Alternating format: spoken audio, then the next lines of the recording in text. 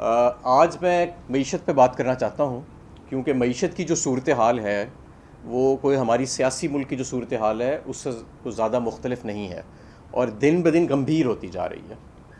सबसे पहले तो ये कि 4 अफसाने इस मुल्क को सुनाए गए मईशत के हवाले से, जिनका सच से कोई ताल्लुक़ नहीं था और वो सिर्फ़ अपनी नालायकी, ये जो इम्पोर्टेड हुकूमत है इसने अपनी नालायकी छुपाने के लिए की है। सबसे पहले ये आया, इन्होंने कहा जी मुल्क दिवालिया के करीब खड़ा है। मैं पूरी ज़िम्मेदारी से दिल पे हाथ रख के कहता हूँ कि तहरीक अदम एतमाद आने से पहले कोई 0% चांस था मुल्क के दिवालिया होने का।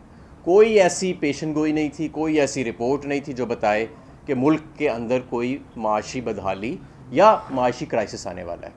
हम 6% सालाना के हिसाब से तरक्की कर रहे थे और इस वक्त अगले साल का जो हमारा टारगेट था वो 7 से 8% इकनॉमिक ग्रोथ का था। लेकिन आज सूरत हाल बड़ी मुख्तलिफ है। आज कहा जा रहा है कि 0.6% भी मौजूदा साल की अगर इकनॉमिक ग्रोथ का तरक्की की रफ्तार हो जाए तो बड़ी बात है। तो पहला अफसाना तो ये था कि मुल्क दिवालिया के करीब है। हालांकि तहरीक अदम एतमाद आते जब आ रही थी तो मुल्क के दिवालिया होने का दूर दूर तक कोई अंदेशा नहीं था। दूसरा, कौम को ये बताया गया कि ये फ्यूल की सब्सिडीज़, यानी ये तेल महंगा नहीं किया इमरान खान ने तो उसकी वजह से क्राइसिस आ गया। जब अपने दौरे अपोजिशन में थे तो कहते थे जी महंगाई बड़ी कर दी है, तेल बड़ा महंगा कर दिया है। जैसे ही इक़्तिदार में आए तो कहा जी तेल महंगा नहीं किया इमरान खान ने। तो मैं उसकी भी आज आपको हकीकत बताऊं कि इमरान खान जो सब्सिडी दे रहे थे तेल पे, वो आपके बजट का 2% था। जो पूरा सालाना बजट बनता है ना वफाक का, उसका 2% था। और आपकी मईशत का जो पूरा हुजम है उसका 0.2% था। लेकिन उसके ऊपर बयानियाँ बनाने की कोशिश की गई अपनी नालायकी को छुपाने के लिए। अभी मैं आपको बताता हूँ उन्होंने किया क्या है।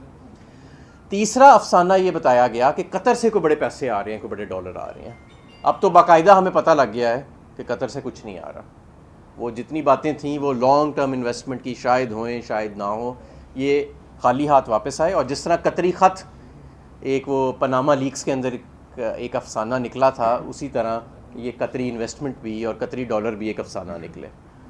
चौथा जो झूठ बोला गया और अफसाना बोला गया कौम के सामने, वो कहा गया कि जी IMF की डील जब होएगी तो फिर तरक्की की राहें खुल जाएंगी, फिर डॉलर 180 का हो जाएगा, फिर बहुत ज़्यादा सूरत हाल जो है वो बेहतर हो जाएगी। तो आपने देखा कि IMF का मुआहदा तो हो गया है, लेकिन डॉलर रोज़ 1.5 से 2 रुपये डिप्रीशिएट कर रहा है और मज़ीद महंगाई में इजाफ़ा होता चला जा रहा है।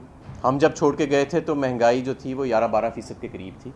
इन्होंने कहा बजट के दौरान कि महंगाई अगले साल 11.5% होगी। मैंने उस वक्त भी प्रेस कॉन्फ्रेंस की और मैंने कहा कि ये 20 से 30% होगी। आज ये ख़ुद कह रहे हैं, स्टेट बैंक भी कह रहा है कि महंगाई 29.5% होगी। ये है CPI। अगर सेंसिटिव प्राइस इंडेक्स देखें जिसमें खाने पीने की अशिया और दूसरी एनर्जी शामिल है तो वो 45% होगी और ये मज़ीद अभी आगे की तरफ बढ़ रही है। तो ये जो कौम की आंखों में धूल झोंका गया और फिर टीवी पे आके ऐसे बताते हैं कि जी अदाकारी करके कि क्या बात है जी, ये बड़ा हम पे प्रेशर था, इमरान खान दिवालिया के करीब छोड़ गया, हमने तो इस मुल्क को बचा लिया, हम बड़े मुहिब्बे वतन हैं। बिजली की कीमत बतदरीज बढ़ती चली जा रही है। जितना इन्होंने पेट्रोल बढ़ाया इमरान खान ने अपने 3.5 साल में नहीं बढ़ाया। जितनी ये बिजली और गैस अभी तक बढ़ा चुके हैं इमरान खान ने 3.5 साल में नहीं बढ़ाई। जितना रुपया डी वैल्यू हो चुका है 42 रुपये सिर्फ 5 माह में, इतना इमरान खान के 3.5 साल में नहीं हुआ। जितना ये कर्ज ले चुके हैं 7,500 अरब, पाकिस्तान की तारीख का सबसे तेज़ी से बढ़ता हुआ कर्ज इस इम्पोर्टेड हुकूमत के दौर में है। 88 अरब रुपये यौमिया के हिसाब से हमारा कर्ज बढ़ रहा है। और कहने को ये आए थे बड़ा कॉम्पिटेंट बन के और बड़ा तजर्बाकार बन के। तो ये आपके सामने सारी सूरत हाल है जो मैंने पेश की। अब आप ये देखें कि जो आम अशिया हैं जिसके अंदर सबसे ज़्यादा जो आजकल लोगों को शशोपंज है वो बिजली के बिल्स पे है और होना भी चाहिए। जून के महीने में मिफ्ता इस्माइल साहब ने और ये सारी इकनॉमिक टीम ने ज़रूरत से ज़्यादा तेल मंगा लिया। वो ज़रूरत से ज़्यादा तेल जब आलमी मंडी अपने पीक पे थी उस वक़्त आया और 248 रुपये डॉलर के against LCR national bank of Pakistan ने उसकी रिटायर की इनके नाक तले, जिसकी वजह से आलमी मंडी में कीमतें नीचे जा रही हैं लेकिन पाकिस्तान में ऊपर जा रही हैं। फिर इन्होंने PDL लगाना शुरू कर दिया, आमदन कमानी शुरू कर दी, जिसके लिए हमें रोकते थे वो काम इन्होंने खुद कर दिया। हमने तो ये काम नहीं किया था, पर आपने ये काम शुरू कर दिया है। अब मुझे आप ये बताएं कि मईशत तो संभल नहीं रही, IMF का प्रोग्राम भी हो गया, ये जो फ्यूल सब्सिडीज़ थी वो भी ख़त्म हो गई, इमरान खान भी चला गया, कतर से भी आप हो आए, सारी आपने कीमतें भी बढ़ा रही, लेकिन मईशत तो संभल नहीं रही। तो मईशत इसलिए नहीं संभल रही कि नंबर एक तो आपके पास अहलियत नहीं है। इनके वुज़रा सिर्फ अभी भी मिफ्ता इस्माइल साहब ने प्रेस कॉन्फ्रेंस की, कौम इस वक्त महंगाई के बोझ तले मर रही है, इस वक्त आपकी मईशत डूब रही है। आज भी रुपया 1.5 से 2 रुपये अपनी कदर खो बैठा IMF की डील के बावजूद, और मिफ्ता शाह साहब आज आए हैं, फरागोगी के ऊपर इल्ज़ामात लगाए हैं और कहा कि उस्मान बुज़दार ने 14 लाइसेंस बेच दिए, ये इल्ज़ाम लगा दिया जी। ये आपका वज़ीर ख़ज़ाना या मुशीर ख़ज़ाना साहब जो हैं, ये उनकी कारकर्दगी है, ख़ुद कुछ कहने को नहीं है, अपनी कारकर्दगी दिखाने को नहीं है। और बिजली और गैस के वज़ीर तो सामने आते ही नहीं हैं, यानी बिजली एक तो आ ही नहीं रही। हमारे दौर में तो कभी लोड शेडिंग नहीं हुई। अब बताएं ना, आए थे, कहा था कि जी पावर प्लांट बंद पड़े थे, हमने सारे चला दिए। बिजली किधर गई है? बिजली मैं आपको बताता हूँ किधर गई है। महंगे तरीन पावर प्लांट लगाए गए, इम्पोर्टेड ईंधन पे, इम्पोर्टेड गैस पे, इम्पोर्टेड कोयले पे, जो आज बंद पड़े हैं, उनके कई 100 अरब रुपए माहाना कैपेसिटी पेमेंट्स जा रहे हैं। वो लगाए, आवाम पे बोझ डाला, बिजली की कीमत बढ़ाई, अब उनको बंद कर दिया और कह रहे हैं अब हम 10,000 मेगावाट के सोलर प्लांट लगाने जा रहे हैं, अब उनका बोझ डालेंगे। क्या उसमें भी अब टांका लगेगा, जिस तरह कौम को टांका आपने पहले लगाया था? तो मेरे दोस्तों साथियों, ये मईशत जो है ये तो संभल नहीं रही इनसे, और ये जो मर्ज़ी कर लें ये नहीं संभलेगी। उसकी बुनियादी वजह ये है कि इस मुल्क के अंदर एक तो अहल हुकूमत नहीं है, मुंतखब हुकूमत नहीं है, 85 जमातों वाला एक टोला जो है वो 350 के ऊपर हावी बैठा हुआ है। दूसरी वजह ये है कि इनका जो सारा का सारा दारोमदार है वो सियासत की तरफ है। सियासी अदम इस्तेकाम है मुल्क में, सबको पता है कि किस शहरी को उठाना है, किस पे तशद्दुद करना है, कौन सा चैनल बंद करना है, यूट्यूब कब बंद करनी है। इनके सारे वुज़रा तो इन कामों पे लगे हुए हैं। आवाम को रिलीफ पहुंचाना इनके बस का तो काम नहीं है ये तो। और इंतखाबात इन्होंने कराने नहीं, उससे ये भाग रहे हैं, क्योंकि इन्हें पता है कि इंतखाबात कराए तो इमरान आ जाएगा। तो मैं आपको ये बताना चाहता हूँ कि मईशत और सियासत मुल्क की ज़्यादा देर ऐसे नहीं चल सकती। ये सूरत हाल सस्टेनेबल नहीं है। ये जितनी मर्ज़ी TV पे आके अदाकारी कर लें, लोगों के पास जब बिल आते हैं, लोग जब बाज़ारों में जाते हैं। और मैं आपको एक और बात बताऊँ, कारोबार बंद हो रहे हैं, इंडस मोटर बंद हो रही है, आपके बड़े बड़े जो प्लांट्स हैं वो बंद हो रहे हैं। और ये हर तरफ यही हाल फैला हुआ है कि जो सनत इमरान खान के दौर में माल पूरा नहीं कर पा रही थी और उसको हम सस्ती बिजली के पैकेजेस दे रहे थे, जिसकी वो आज फ्यूल कॉस्ट एडजस्टमेंट इनके इंपोर्टेड ईंधन वाले प्लांट्स की वजह से, इनके महंगे ख़रीदे हुए ईंधन की वजह से उसके नीचे दब रही है। डिमांड नहीं है इकॉनमी के अंदर, कैश की सर्कुलेशन ख़त्म हो चुकी है, उसके नीचे दब रही है। और वो ये जो डॉलर का रेट है, अब इस वक्त स्टेट बैंक ऑफ पाकिस्तान ने दोबारा अनऑफिशियली जो प्राइवेट बैंक्स हैं उनकी LCs रिटायर करने से इनकार कर दिया है। यानी प्राइवेट बैंकों को रोका जा रहा है, रुकावटें डाली जा रही हैं कि आप इंटरबैंक मार्केट से डॉलर्स ना खरीदें। तो ये जब मुल्क को आप इस नहज पे ले आए, और ये वो मुल्क था जो 6% पे ग्रो कर रहा था, जहाँ पे 16 रुपये का बिजली का यूनिट था, जहाँ पे कोई लोड शेडिंग नहीं थी, जहाँ पे दूर दूर तक कोई दिवालिये का निशान नहीं था, सिर्फ एक शख्स को निकालने के लिए, क्योंकि वो खुददारी की बात करता था, सिर्फ एक बैरूनी आका की ख्वाहिश को पूरा करने के लिए पूरी मईशत को और पूरी आवाम को आज कीमत अदा करनी पड़ रही है, उस गलती की और उस मिस असेसमेंट की। तो मैं समझता हूँ कि हालात जिस तरफ आगे जा रहे हैं, ये अब एक कौमी फरीज़ा बनता जा रहा है कि इस हुकूमत को घर भेजा जाए।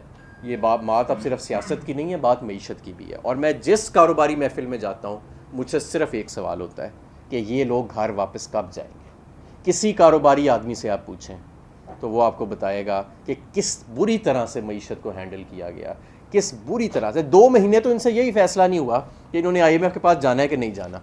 फिर 2 महीने बाद इन्होंने कौम को ये बयानियाँ देना शुरू किया कि IMF के पास ना आ गए तो दिवालिया हो जाएगा। आज चले भी गए हैं, हर चीज़ महंगी कर भी दी है, फिर भी मईशत नहीं संभल रही।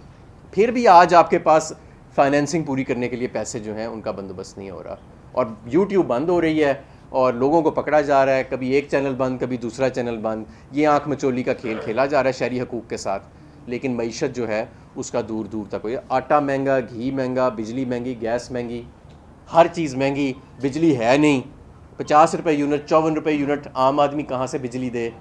और इनके वज़रा दिलचस्पी भी नहीं रखते। हमने तो 1 रुपया बढ़ाना होता था, हफ्ता हफ्ता उसकी तैयारी होती थी कि कैसे उसको स्ट्रक्चर करें कि आम आदमी पे उसका बोझ ना आए। फिर डर डर के काबीना में लेके जाते थे, क्योंकि इमरान खान साहब जो है वो, उनकी पूरी काबीना जो है इमरान खान साहब समेत, वो उनकी कोशिश होती थी कि कोई भी बोझ ना डाला जाए आवाम के ऊपर। यहाँ पे तो बैठे बैठे पता लगता है सर्कुलेशन से समरी है, ये 5 रुपये बिजली बढ़ा दो, 53% गैस बढ़ा दो, लोड शेडिंग कितनी आ रही है कितनी जा रही है कोई पूछता ही नहीं अब। यानी हमारे दौर में 1-2 घंटे के लिए लोड शेडिंग चली जाती थी तो रात को टॉक शोज होते थे कि जी LNG नहीं खरीदी, ये कर दिया जी, वो कर दिया जी।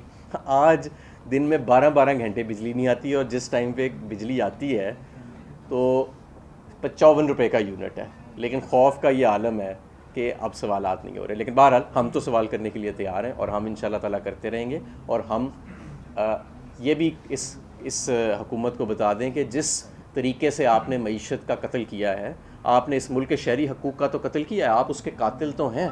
आपने आइन की जिस तरह बेहुरमती की है, आपने कवानीन की जिस तरह बेहुरमती की है, शहरी हकूक़ की पामाली की है, सियासत को जिस तरह आपने एक फ़ाशिज़म और मार्शल लॉ दौर की याद दिलाई है, आप माशी कातिल भी हैं। ये मईशत को आपने कत्ल किया। ये अब कहना छोड़ दें दिवालिये से बचाया, ये किया, कोई दिवालिये के करीब नहीं था।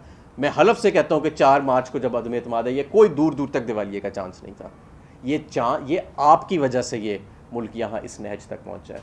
तो अभी भी इनके पास सलाहियत नहीं है, और जितनी जल्दी ये घर जाएंगे और जितनी जल्दी आम इंतखाबात होंगे, उतनी जल्दी हम नुकसानात से रिकवरी अपनी शुरू कर सकते हैं। खुदा ना खास्ता हम दोबारा जिस डगर पे चल पड़े हैं, वो टाइम दूर नहीं है कि जब हम पॉइंट ऑफ नो रिकवरी से आगे चले जाएंगे। एक पॉइंट आता है कि जब आपके पॉलिसी एक्शंस इनफेक्टिव हो जाते हैं, जब जो भी हुकूमतें करें, इंटरेस्ट रेट्स को ऊपर नीचे करें, या स्टेट बैंक इंटरवीन करे फॉरेन एक्सचेंज मार्केट्स के अंदर, या आप बजटरी मेजर्स, फिस्कल मेजर्स लें, ये मेजर्स फिर नाकाफ़ी रह जाते हैं, और हम उसके दिन ब दिन करीब तर पहुँचते जा रहे हैं। इस वक्त मार्केट सेंटिमेंट टर्न नहीं हुआ आपके IMF के अंदर जाने से, क्योंकि आपने बीमारी का डायग्नोज ही ठीक नहीं किया।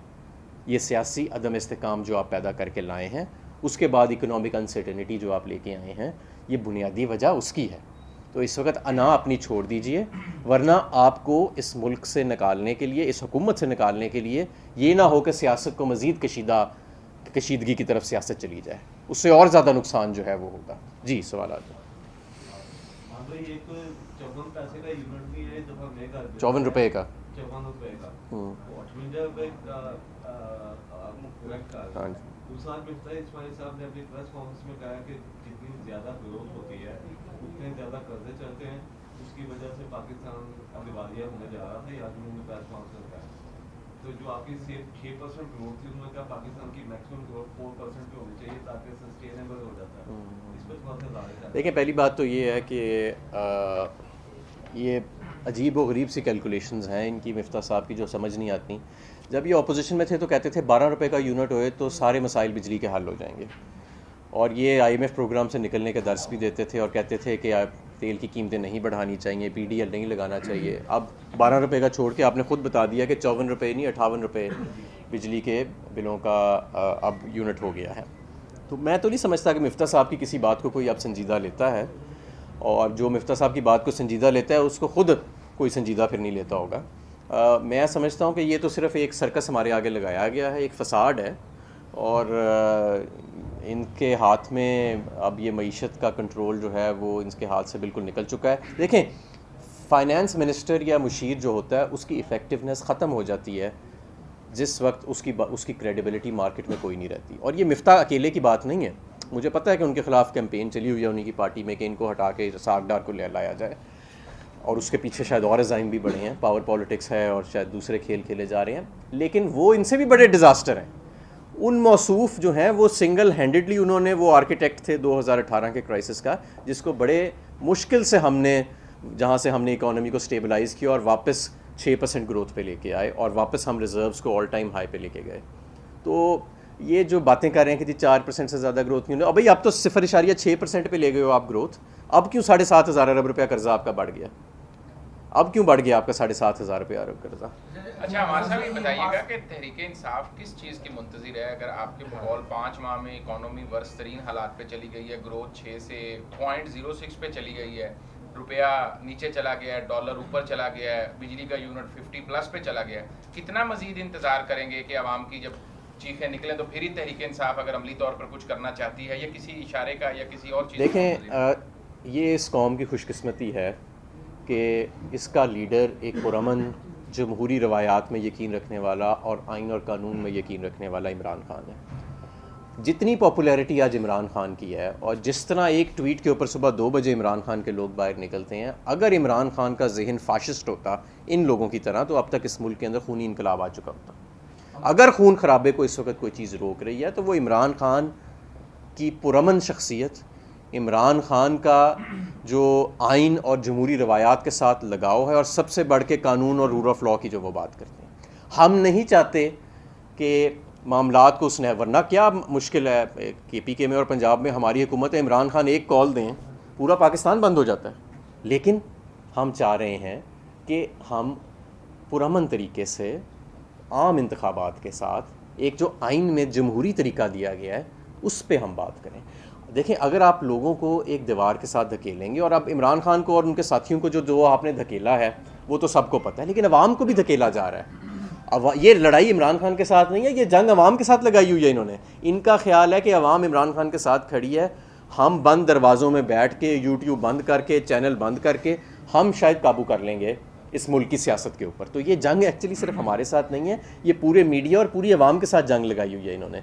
हम चाहते हैं कि अकल के ये नाखुन लें। ये बहुत बड़ा मुल्क है, 5वां बड़ा मुल्क है दुनिया का, 22 करोड़ लोग हैं। ये लोगों को अगर आप दीवार से लगाएंगे तो ये मामलात किसी भी तरफ जा सकते हैं। अच्छा भाई, रिसेंटली इमरान खान ने फैसलाबाद में ना पाकिस्तान आर्मी की क़यादत के ऊपर बात की है और बड़े तहफ़्फ़ुज़ात का इज़हार किया है। आप खान साहब की जो स्टेटमेंट है आपने सुनी होगी यकीनन, क्या आप खान साहब की स्टेटमेंट के साथ खड़े हैं? देखें, बात ये, हम खान साहब की स्टेटमेंट को क्लैरिफाई भी कर चुके हैं और खान साहब खुद भी कर चुके हैं। कल पेशावर के जलसे में उन्होंने साफ कह दिया कि यार ये मेरा वतन है, मेरी आर्मी है, और हम वो लोग हैं जिनका बाहर कोई एक साइकिल भी नहीं है उनकी पड़ी हुई, या हमारा कोई बाहर ऑफशोर अकाउंट नहीं है। हमारा जीना मरना इसी मुल्क में है, और हम कुर्बानियाँ दे के हमारे बुज़ुर्ग जो हैं यहाँ माइग्रेट करके आए थे, इमरान खान साहब के भी, हम सब के भी। तो ये हमारा मुल्क है, ये हमारा वतन है। और ऐसी अब आप देखें, जनरल मुशर्रफ ने NRO दिया था ना, NRO दिया था ना 2 जमातों को, और ये 2 जमातें तो खुद अपने आप को NRO दे चुकी हैं, और अब ये चाहते हैं कि इसी को आगे कंटिन्यू किया जाए। तो उसके ऊपर बात हो चुकी है। अब इस वक्त बात यह है कि डूबती मईशत, डूबती सियासत, डूबती मकबूलियत है पूरी PDM की 12 जमातों की। वो डेस्परेटली वो और उनके चेले चांटे को शोशा ढूंढ रहे हैं कि इमरान खान पे लगाया जाए, वो कामयाब नहीं हो पा रहे। PTI और अदारों के दरमियान जो एक किस्म का तनाव है, जो बयान भी दिए गए, PTI ये बयानिया कह रही है कि नून लीग जो है गलतफहमी डाल रही है PTI और अदारों के दरमियान। तो कोई राब्ता भी किया गया, कोई बैकडोर राब्ता, या गलतफहमी को दूर करने के लिए कोई कोशिश की जा रही है? देखिए, मेरे इल्म में तो ऐसा कोई राब्ता नहीं है, और ये जंग तो अवाम की सुप्रीमेसी की जंग है, सिविल सुप्रीमेसी की जंग है। और मैं समझता हूँ कि इंशाअल्लाह ताला इस मुल्क में ताकत का सरचश्मा अवाम ही बनेंगे, और ये इस तहरीक के नतीजे में जो हम चला रहे हैं, ये हमेशा के लिए फ़ैसला होने जा रहा है कि इस मुल्क में मुंतखब क़यादत कौन करेगा।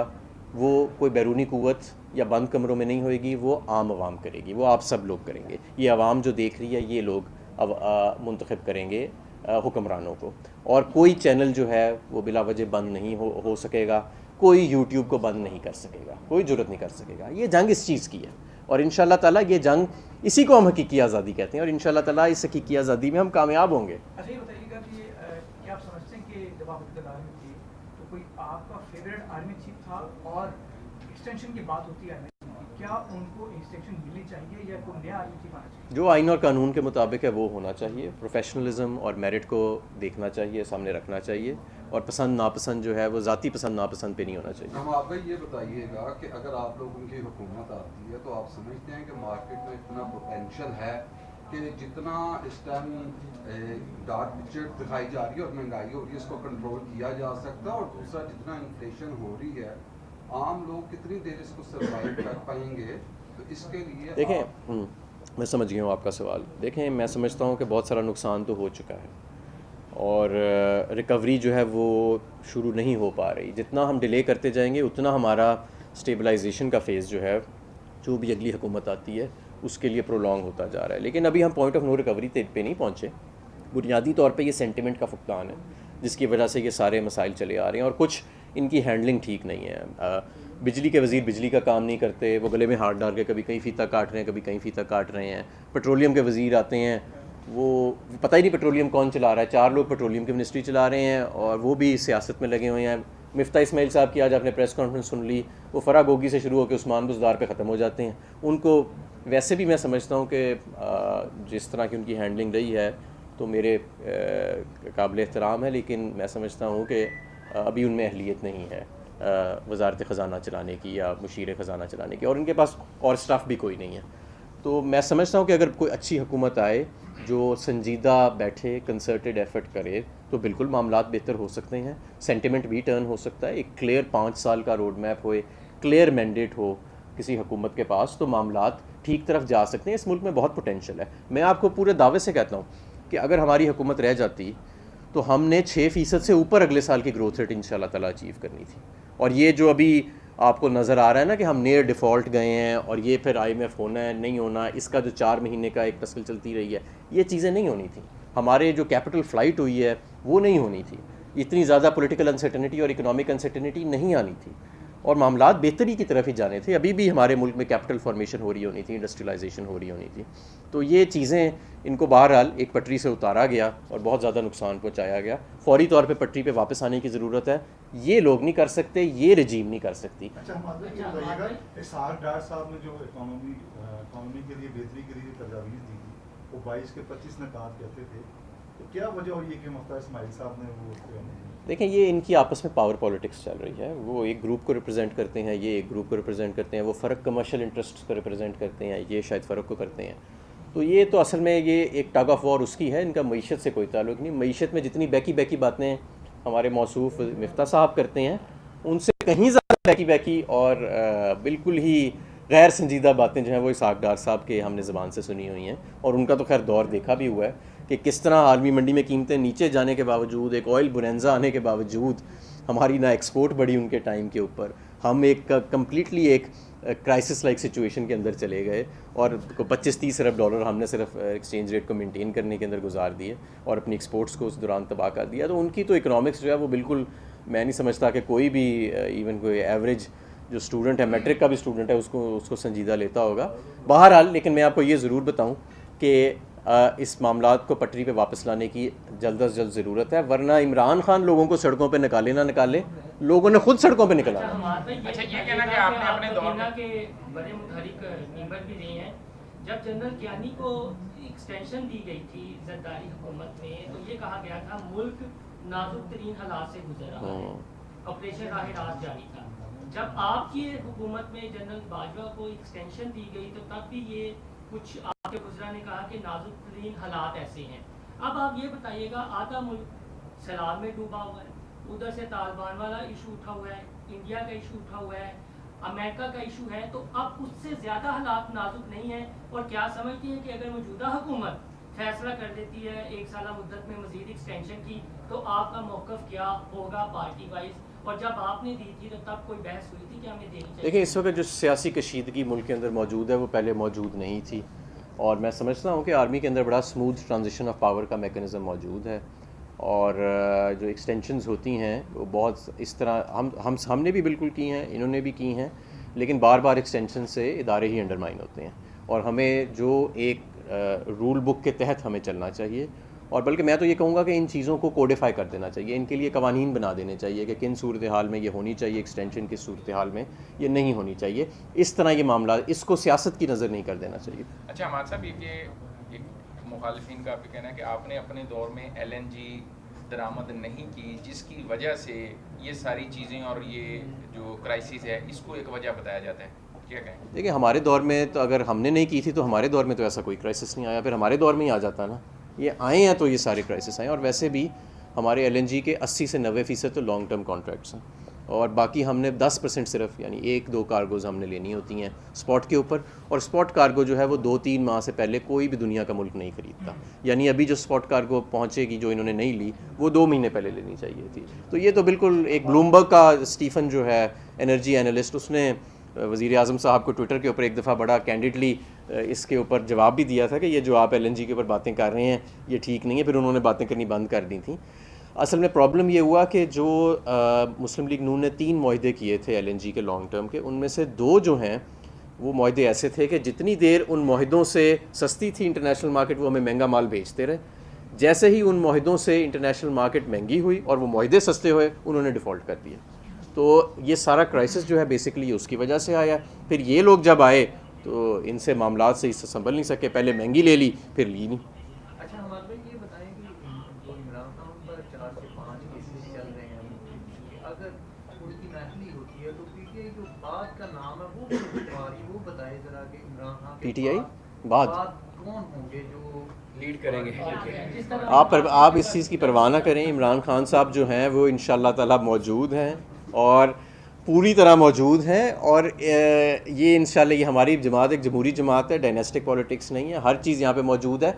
लेकिन फ़िलहाल जो सबसे इस वक्त ज़रूरी है कि इस वक्त इस मुल्क का जो सबसे मकबूल लीडर है इमरान खान, जिसने 4-5 इकाइयों को इकट्ठे रखा हुआ है और काबुल से लेके कराची तक, सवाबी से लेके खैबर तक, अगर कोई शख्स है जो पूरे मुल्क को इस वक्त यूनाइट कर रहा है और जिसकी आवाज़ लोग सुन रहे हैं, चाहे उसको हुकूमत और रजीम बंद करती है, वो इमरान खान है। इस वक्त उनका इस मुल्क को लीड करना ही इस मुल्क के लिए बेहतर है।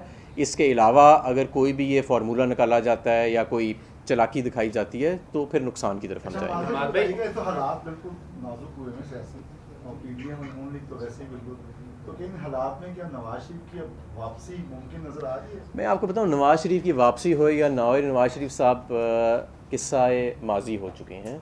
उनकी आवाम के अंदर कोई मकबूलियत नहीं है, ना उनके ख़ानदान की अब मकबूलियत रही है। उनकी जमात इस वक्त पाकिस्तान की सबसे काबिल नफ़रत जमात है। तो मेरे ख्याल में तो ये एजेंडा ही नहीं है। ये जो लोग बात करते हैं आए ना आए, वैसे तो उनको आना चाहिए और अपनी सज़ा पूरी काटनी चाहिए। ये तो कोई तरीका नहीं है ना कि आपने साइकिल चोरी करने वाले को अंदर डाला हुआ है और जिसके ऊपर अरबों रुपए के इल्ज़ाम थे, वो हैरड्स में शॉपिंग कर रहा है और कहता है नाइट्स ब्रिज और हाइड पार्क में शाम को वॉक करता है। तो ये तो कोई एक्चुअल तौहीन अदालत तो ये है। तो मेरा ख्याल उनको वापस तो आना चाहिए और अपनी सज़ा पूरी करनी चाहिए, लेकिन सियासी तौर पे उनके अब आने जाने से कोई फ़र्क नहीं पड़ना। जमात उनकी सबसे काबिल नफ़रत जमात है इस वक्त पाकिस्तान में। शुक्रिया जी।